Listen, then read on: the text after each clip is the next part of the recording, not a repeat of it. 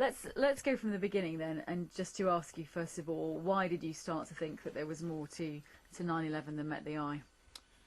Did you think that immediately, or grew over a period of time? I think subconsciously on the day of 9/11, I had my own doubts. I certainly didn't acknowledge them or express them, and again, I feel it was something that was very subconscious because it wasn't until mid-2002 when I started working on the movie, Loose Change, the movie, the feature film that was supposed to be. It was when I started working on that in mid-2002 when I really started to look into 9/11, really started to notice the details, saw a lot of problems, at least problems that I saw, with the official story. And it wasn't just me.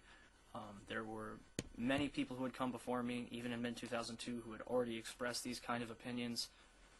There were people who were saying it since that day, certainly not as loudly as they are now, but people definitely had their suspicions. And what was it that seemed suspicious to you? What were the details that struck you? I'm almost positive the first thing that struck me as suspicious was the collapse of the Twin Towers, because that's the first thing I explicitly remember researching. That's the first thing that leapt out to me.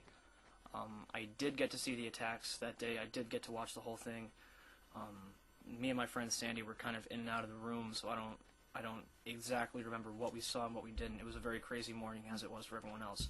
And I had to take off for school at 10:30, give or take. So I might have actually left for class before the North Tower collapsed. I mean, if I went back and figured out what time my class was, I could probably get a more definitive timeline. But the towers was definitely the first thing that leapt out to me. There's obviously far more subjects related to 9/11 that are suspicious, but the Twin Towers was definitely the first and most obvious subject of research for me. And what was your, just to ask, what were your sort of attitudes towards the politics of the time in 2001, the Bush administration, the people in power? I followed the election fraud. That was a big thing for me. I was following that. I guess I have to thank President Bush. And I have to thank the Bush administration, because if it wasn't for the outlandish moves that they've done and the total evisceration of the United States Constitution, if it wasn't for that, I wouldn't be in politics today. I probably still wouldn't care about what goes on around me. So I have them to thank for that. But apart from that,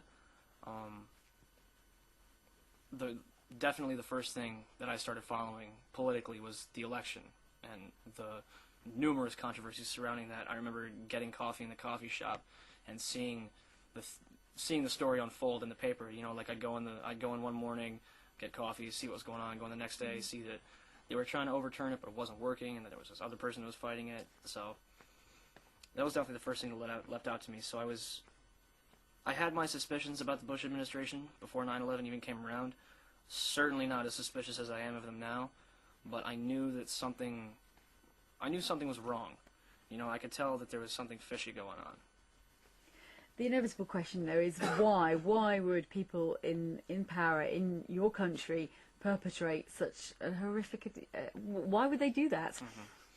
Why wouldn't they is really the best answer that I could... It's the best answer to sum up everything, because in reality, look what the Bush administration has gained because of 9/11. They've been able to use 9/11 as a pretext for virtually everything they've done since that day. Obviously, the invasions of Afghanistan, Iraq, the Patriot Act, Department of Homeland Security, the Military Commissions Act. They've abolished habeas corpus, which means that you have the right to face your accuser. This all stems from the war on terrorism, which is grounded solely on the events of 9/11. It's not like they got up one day and said, well, we had Oklahoma City and we had 1993. That day, the day of 9/11, there were politicians, military figureheads, all kinds of people getting up on television already telling people that day that your civil liberties are about to be taken away. We're going to have to increase surveillance. We're going to have to do this. We're going to have to start a global campaign against terrorism. Some people even use the phrase war on terrorism that day. When it comes to responsibility, I certainly don't place the blame on President Bush. I certainly don't think Bush did 9/11, as some people might say or believe. I also don't think that the Bush administration alone was responsible for it. I do believe that if there were two people in the Bush administration that we could bring into a courtroom and actually, subpoena and asked them about 9/11, it would be Dick Cheney and Donald Rumsfeld. Dick Cheney because he was in the POC, the Presidential Emergency Operations Command, the bunker underneath the White House.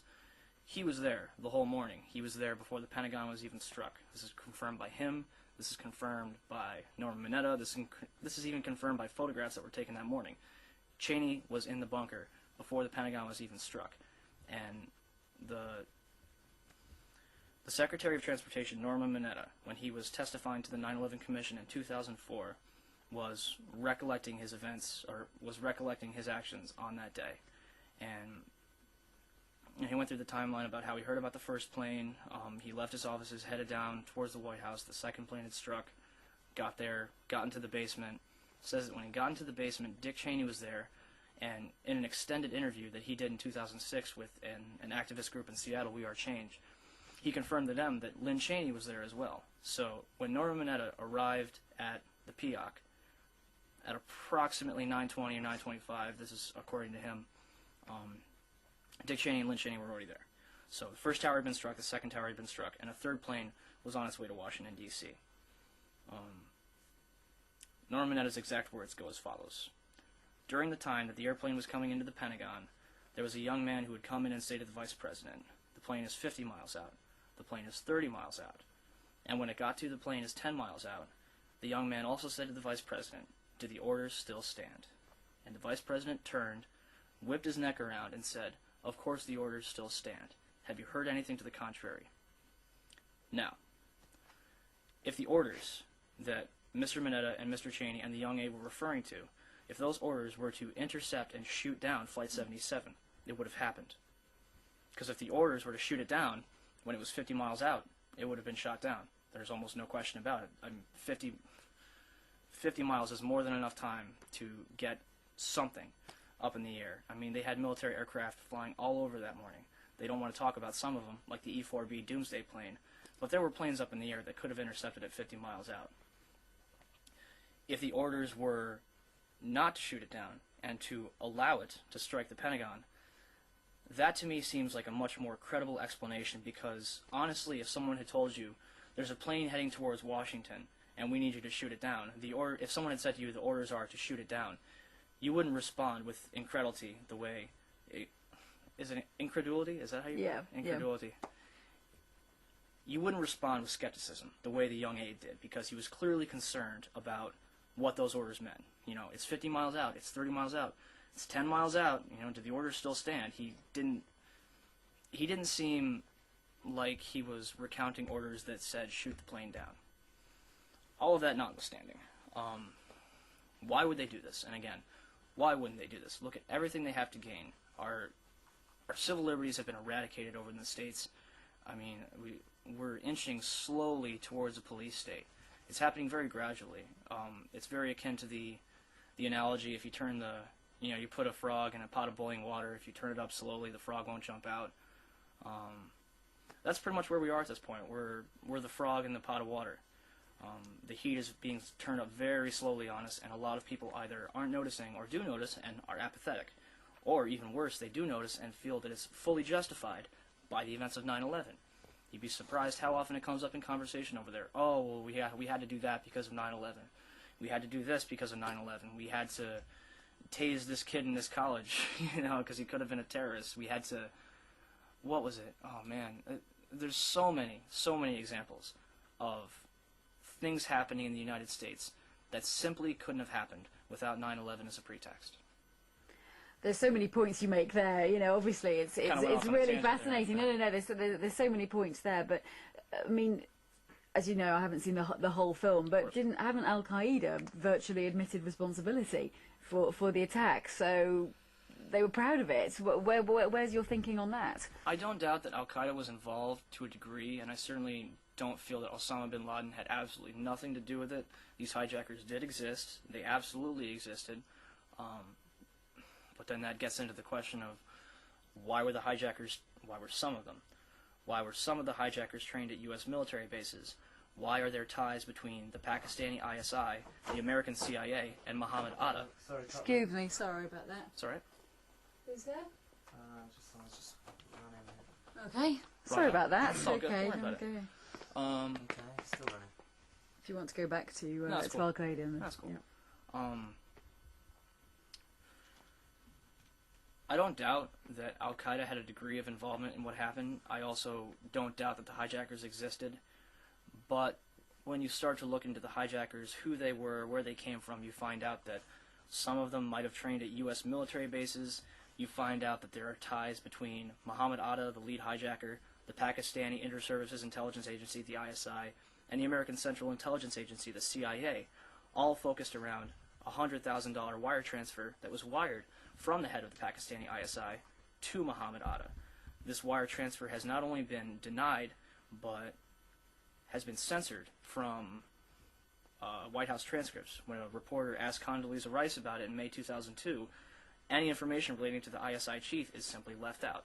All the other transcripts about that, all the other transcripts from that press conference, put in all the ISI stuff. You know, what the White House did is they made it seem like, oh, we couldn't hear ISI chief, you know, because they just left it. You know, the reporter's question says, "Are you aware of the reports at the time that ISI chief was in Washington?" In all the White House transcripts, ISI chief is just left out, like they couldn't hear it. So that's fishy to me. But getting back to Al-Qaeda and their involvement, you know, the tapes we've gotten of Osama bin Laden, we've barely ever gotten the original audio track. It's been next to impossible to verify the chain of command where they came from.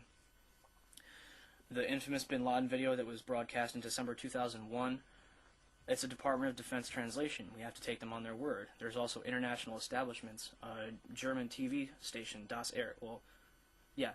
a German television channel, Das Erst. They have a program on there called Monitor.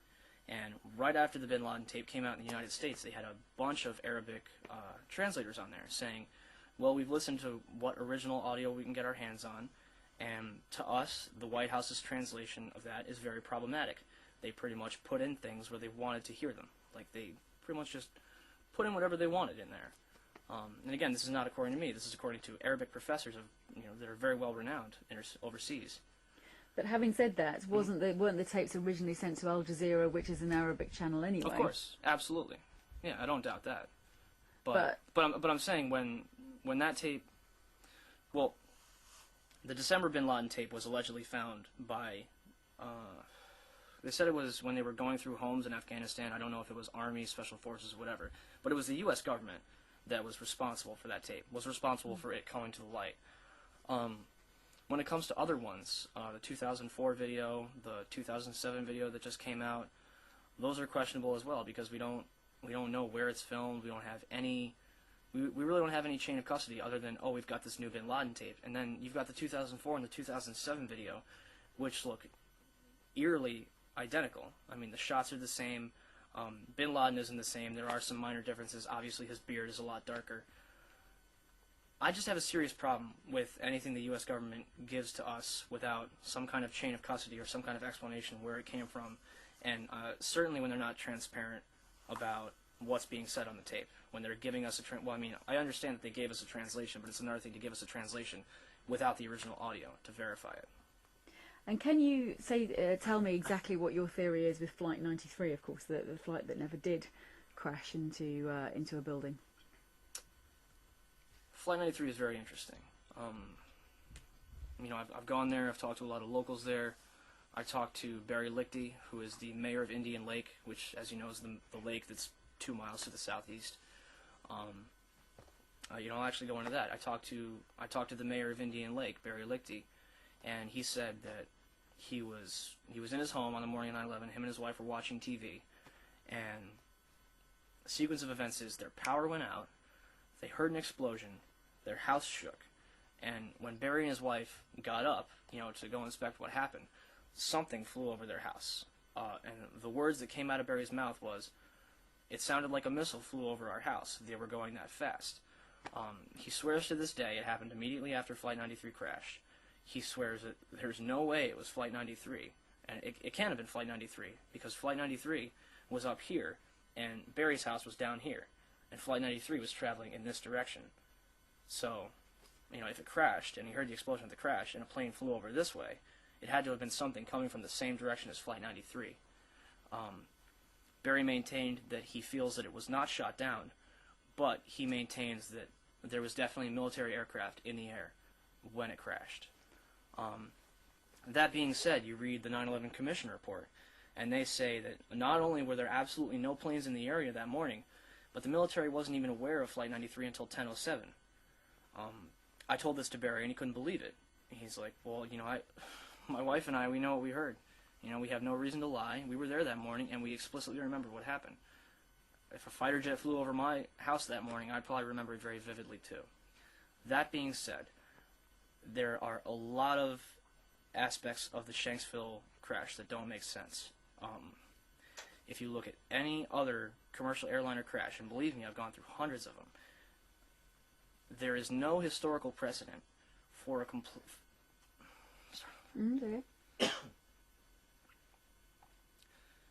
There's no historical precedent for a commercial airliner, especially a 757, crashing into soft dirt, or really any surface, and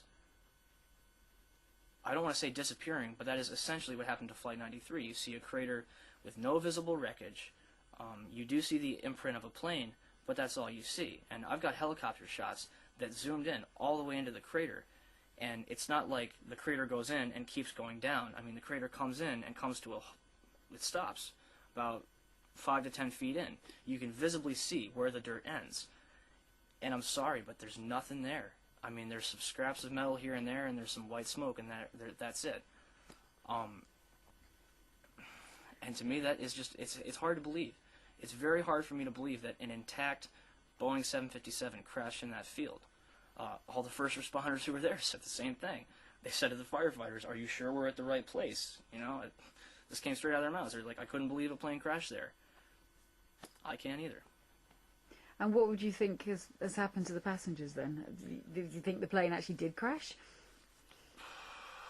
You see, that would delve into the area of speculation, and that is the problem when you deal with material like this. You're almost forced to speculate to a degree. All I can say about the passengers is that they did die a horrible death, and none of them deserve what happened to them. But I feel that the United States government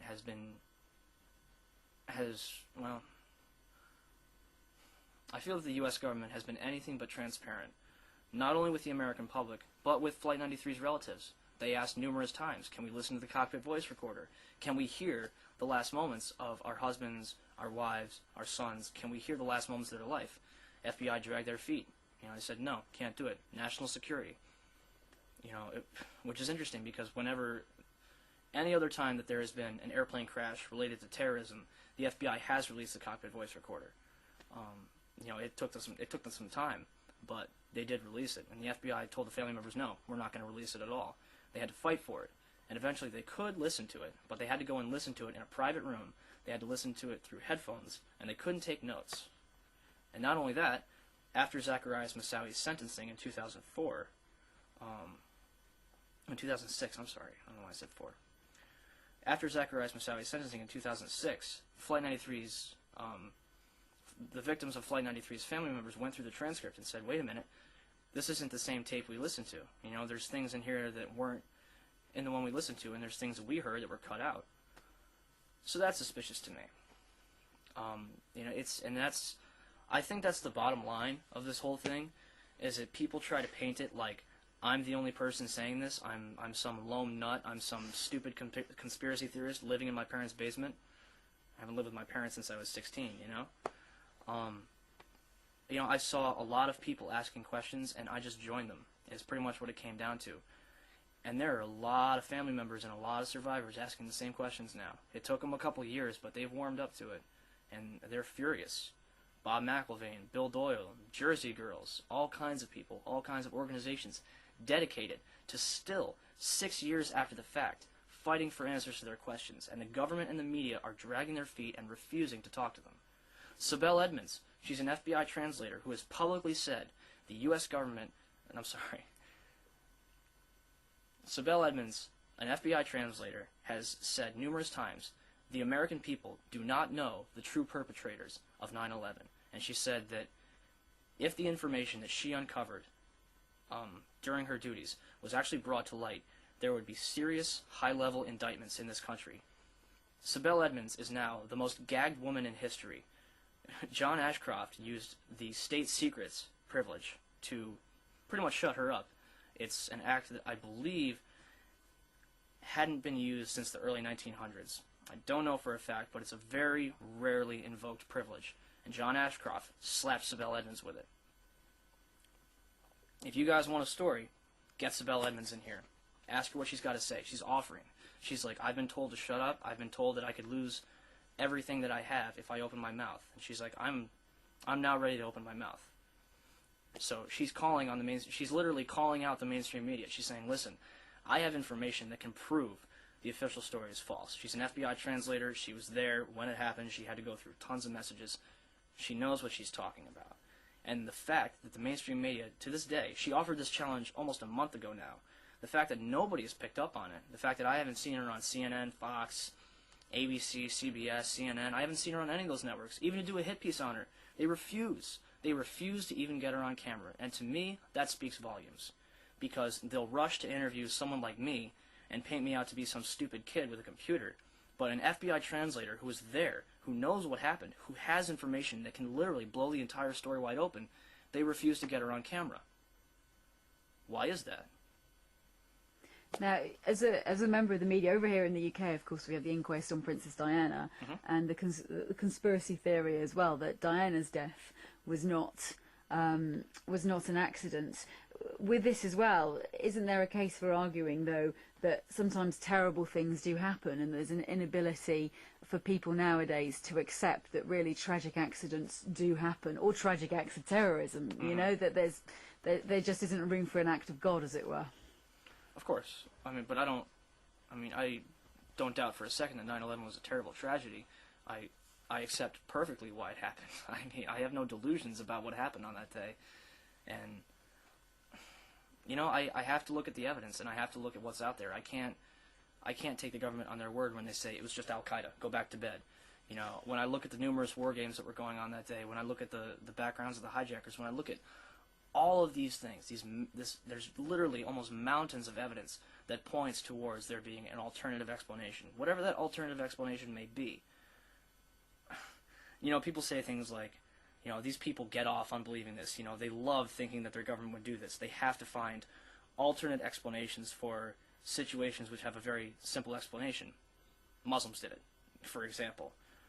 I wish it was that simple. I wish I could wake up and say, well, you know what? 9/11 was done by 19 Arabs. That's it. I can go back to bed. American Idol's on. I can't do it. I absolutely refuse to. People are going to call me names. They're going to insinuate that I'm crazy. They're going to insinuate that I think this because I want to. I would love nothing more than to be proven wrong. I would love nothing more for that. But until you can prove to me that there was no ties between the ISI and Muhammad Atta, until you can prove to me that Sibel Edmonds is a crackpot and she has no idea what she's talking about, the hijackers weren't trained at military bases, the war games weren't going on that morning. If you can prove to me all of that is false, I will shake your hand and thank you. I'd love to. I'd love to turn my back on this and know for a fact what actually happened. And I can't. I can't, the family members can't, the survivors can't. None of us are going to. So your film really is theories and speculation. It's not definite, and No, I think you want to say absolutely that, in that you don't definitely know what happened, and that you're just putting forward these No, these absolutely theories. not. Some of which are very, very credible and very well backed up, has to be said as well. They're not all theories. In fact, we've almost cut speculation and theory out of the final cut completely. It's all fact. Everything we bring up in this movie is a fact. It's not speculation.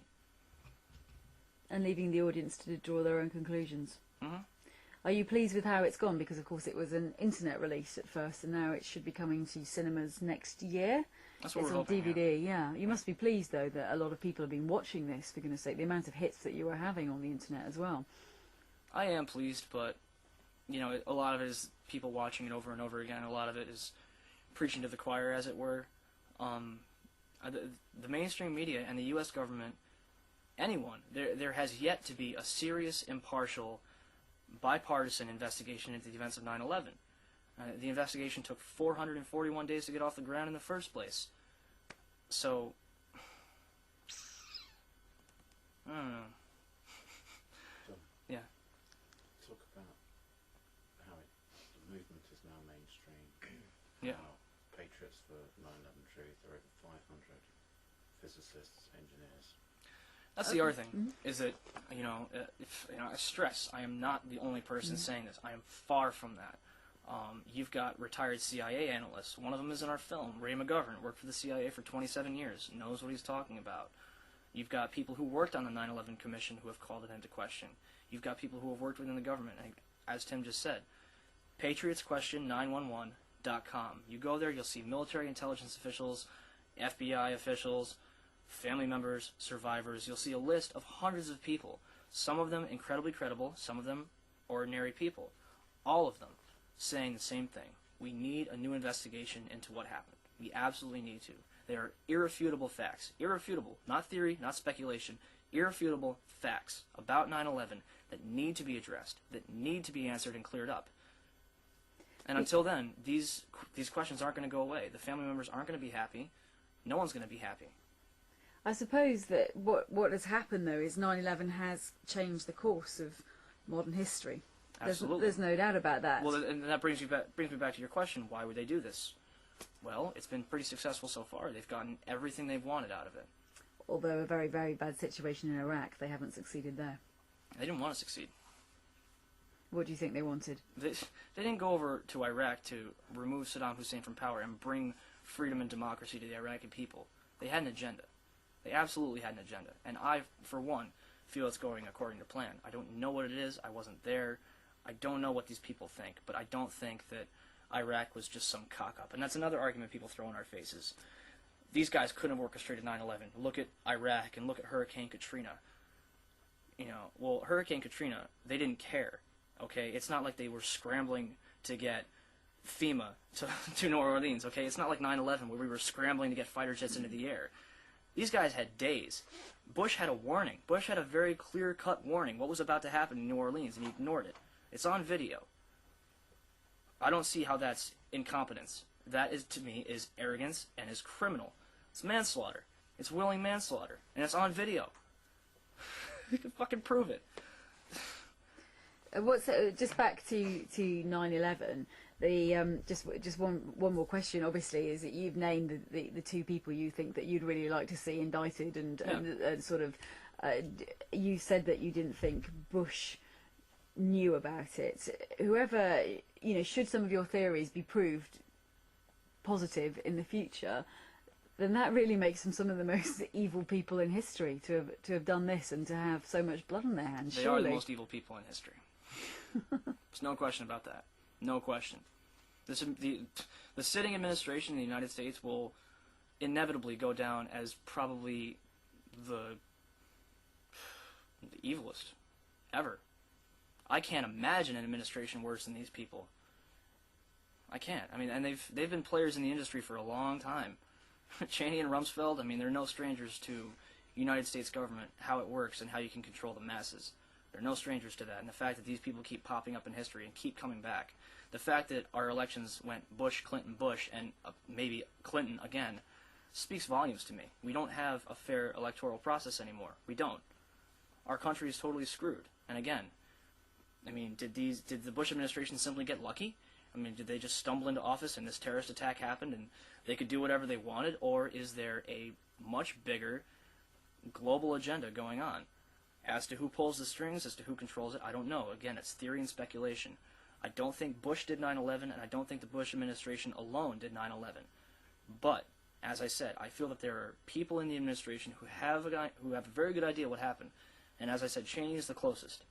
If there's one person in that administration that has a clue about what happened, it's Cheney. There's no question. But I mean, you look at Bush's face that morning. I mean, at Booker Elementary School, when he found out what was going on, he was he started spacing out. I mean, like, you could see when the children are reading, he's just kind of like nodding his head and he's dozing off. He's kind of thinking. And then later on, when he gets to Barksdale Air Force Base at 1 p.m., he looks like he's scared shitless. He wasn't scared at 9 in the morning. He was just rushed. He had a script thrown in front of him and he had to read it and then get on to Air Force One, fly around for a couple hours, and land at Barksdale. And when he landed at Barksdale, he looked really spooked. And I don't mean he looked spooked like a president whose nation was just under attack. He looked like somebody who just got some really bad news. And this was at 1 in the afternoon. This is hours after the towers had fallen. So, Again, I don't point the finger at Bush, and I don't point the finger at the administration as a whole. I'm simply pointing at the issues that I and millions of others, many of them very well respected, have about the events of 9/11.